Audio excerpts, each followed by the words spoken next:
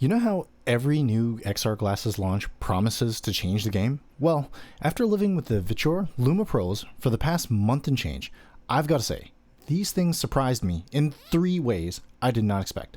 But there are also 2 big catches you need to hear about before you even think about buying. Ayo, yokoso, which means welcome if you're new and welcome back if you're not. A quick heads up before we dive in. If you're thinking of upgrading from the Viture Pro XRs, you want a desktop replacement, or you're just entering the display glasses game, this review is for you. But if you are expecting a full mixed or augmented reality overlays like the Apple Vision Pro or Quest 3, or your budget is under $400, you might want to sit this one out. And full transparency, Viture gifted these Luma Pros previously to me, but they didn't pay me to make any video, and as always, everything I say are 100% my own words. So if you enjoy this type of candid, maybe a little bit biased, and honest take, let's go. First things first, if you've been on the fence about upgrading, or if you're wondering if the Luma Pros can actually replace your desktop or laptop, trust me, you're not alone. I've put these through everything: gaming, work, streaming, even travel. So here are 3 big takeaways. First, the image quality is improved, particularly with a bigger field of view or how much of what you're watching takes up inside of the glasses, along with a sharper or clearer picture. Second is the style upgrade and build changes. There are some good things and maybe something that might be concerning, but I think overall the design choice change is one that I've really started to like. And third, the desktop or laptop replacement reality, which is kind of like using a big projector in front of your face. Yes, it does work, but there's also a catch with that. Go on and skip ahead to that part if that's all you want to hear about in terms of my complaints. Let's talk about the big first takeaway here, the image quality improvement. Side by side with the Pro XRs, the difference is immediate. There are already a couple of videos I have up on the channel doing side by side through the lens comparisons, which I invite you to go and check out after you finish this video. But I do think that you can already tell for yourself that while the Viture Pros don't look bad, the Luma Pros definitely push things up a notch, to the next level if you will. More specifically, what I'm showing you here on screen is the exact same capture settings for both of the glasses, so there's no shenanigans here like showing you a big fake floating virtual screen. Well, what if you don't have experience with these kinds of glasses, but maybe you do have experience with the Quest 3? Well, I compared those 2 as well, and though the FOV for the Quest 3 is of course much larger, the Luma Pros take it to Zuck right in the Facebook with clarity, color, and contrast.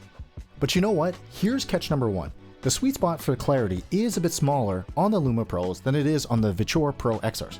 Sure, this point might be totally subjective and dependent on how much smaller your beak or nose is than mine, but you get the point, you need some good positioning.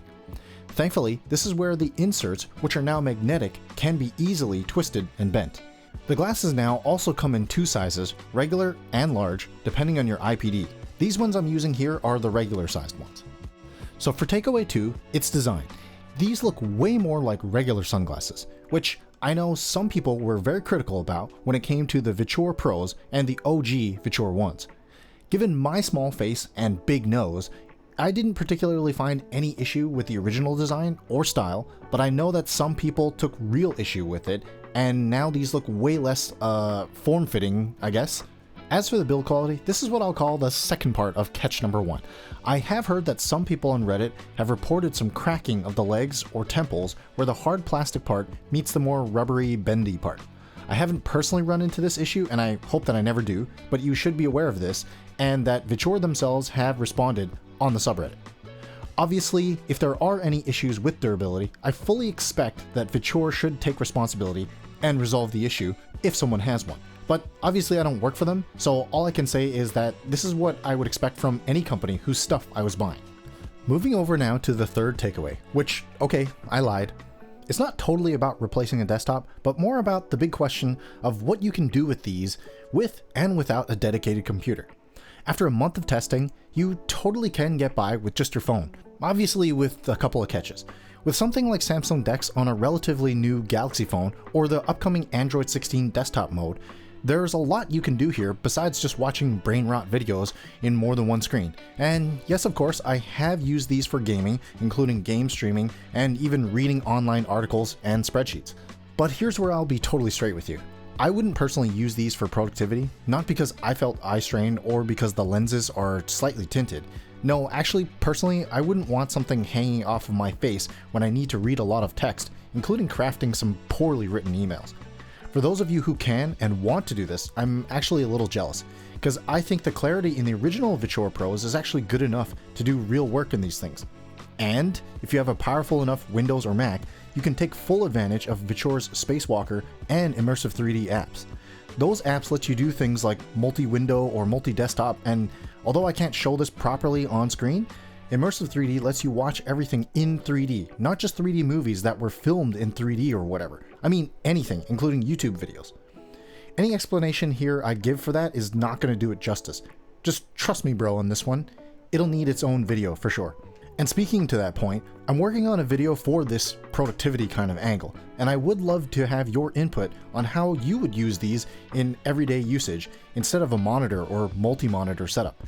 Surely it's not just for the memes, because the other day my friend Handheld Hardware was telling me how badly he wanted to do some coding while on a plane during a recent vacation.